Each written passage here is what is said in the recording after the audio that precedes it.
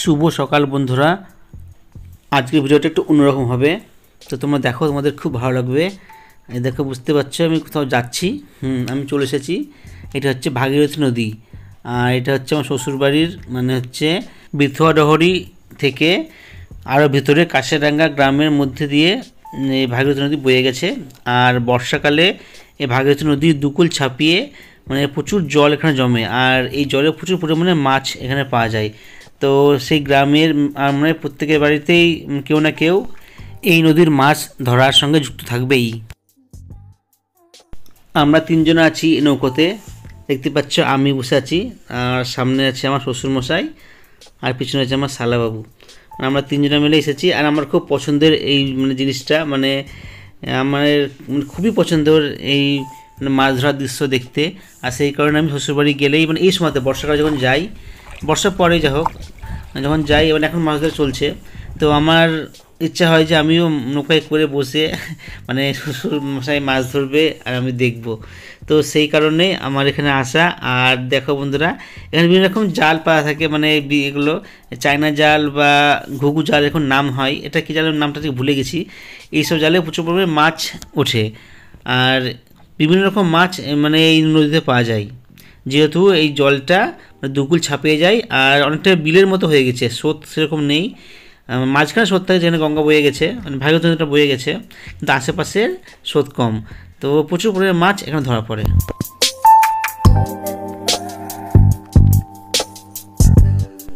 আর এই মাছ ধরা কিন্তু অতটা সহজ নয়, মানে তোমরা দেখতেই পাচ্ছ জলের মধ্যে নেমে মানে সাপ টাপ অনেক কিছু থাকতে পারে এই জলের মধ্যে, কিন্তু সেসব ভয় উপেক্ষা করে মানে যারা মাছ ধরে তারা কিন্তু এইভাবেই জলের মধ্যে নেমে যায়, আর সেইভাবে এরা মাছ ধরে। মানে ঠান্ডার মধ্যেও তাদেরকে নামতে হয়, যেহেতু এই মাছ ধরাটা দুবার করে হয় আমি দেখেছি, ভোরবেলায় আর হচ্ছে বিকেলের দিকে। তো ভোরবেলায় কিন্তু মানে ভোরবেলা বিকেলের দিকে কিন্তু ঠান্ডা ঠান্ডা ওয়েদার থাকে, তার মধ্যেও কিন্তু জলে নেমে তাদেরকে এইভাবে মাছ ধরতে হয়। যদি এটা জীবিকা উপার্জনের একটা পথ, তো সেই কারণে তারা এইভাবেই করে। তো এটা কিন্তু খুব কষ্টের, তো দেখে খুব খারাপ লাগে, কিন্তু কিছু করার নেই। এটা একটা মানে উপার্জনের একটা উপায়। তো তো এই গ্রামের প্রত্যেকেই দেখেছি মানে এই মানে মাছ ধরার সঙ্গে যুক্ত, এই বর্ষাকালটা বিশেষ করে মানে শীত পর্যন্ত।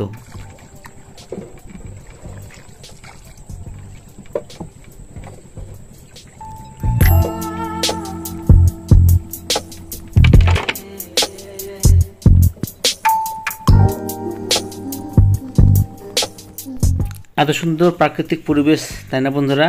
তো সত্যি খুব ভালো লাগছে আমার।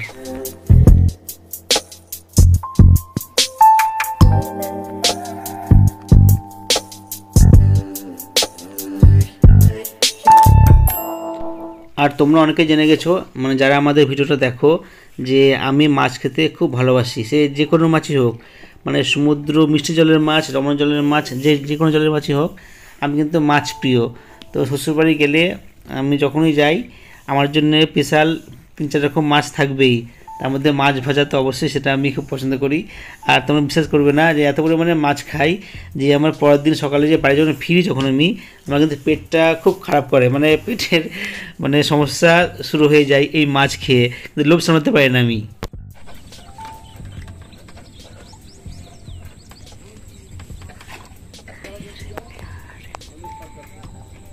এখন আমরা নদীর ধারের দিকে আসছি। মানে এখানে একরকম জাল পাতা থাকে, সেই জালের মধ্যে প্রচুর পরিমাণে মানে ছোটো সাইজের মাছগুলো যেগুলো হয়, সেগুলো মানে এই জালগুলোতে ধরা পড়ে। তো সেইগুলো তোমাদের সঙ্গে শেয়ার করব, আর কি কি মাছ আমরা পাবো বা স্পেশাল কী কী মাছ এই নদীতে পাওয়া যায়, সেগুলো তোমাদের সঙ্গে সবটাই শেয়ার করব। আর বন্ধুরা, তোমরা মানে একটা কথা বলে রাখি তোমাদেরকে, আমি তো প্রত্যেকটা মাছের নাম জানি। মানে আমার এটা খুব আগ্রহ, কারণ হচ্ছে ছোটোবেলা থেকেই আমি বাজারে যেতাম ঠাকুমার সঙ্গে, আর সেখান থেকে মানে প্রতিটা মাছের নাম আমি শিখে গেছি। আর দেখো বন্ধুরা, এখানে অন্যরকম একটা জাল পাতা আছে, আর এই জালে আমি দেখছিলাম মানে খয়রা মাছ যেগুলো হয়, সেই মাছগুলো কিন্তু খুব পরিমাণে বেশি পরিমাণে উঠছিল। এরা এই মাছের মানে ধরে ধরে ধরে রেখে দেয়, আর মানে সারাদিন ধরে সারাদিন সারারাত্রি, আর পরদিন সকালে সেই মাছগুলো করে নিয়ে গিয়ে তখন বাজারে গিয়ে বিক্রি করে। আর এর মধ্যে দেখলাম বেশিরভাগ খয়রা মাছ মানে ধরা পড়ছিল।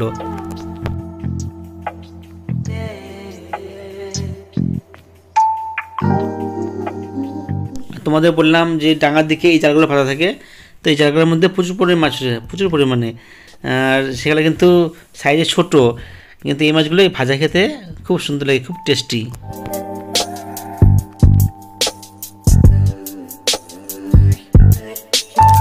তো বন্ধুরা, তোমাদের কেমন লাগছে এরকম সুন্দর একটা পরিবেশ, একটা অন্যরকম ভিডিও? তো অবশ্যই কমেন্টে বলবে, ঠিক আছে বন্ধুরা? আর এই ছোটো মাছগুলো দেখলে এগুলো কী মাছ বলো তো? ওরা মানে ওখানকার লোকেরা বলে রাগ মাছ, আর আমি যেটা ভাবলাম আমরা বলি আমাদের এখানে রাই খয়রা মাছ।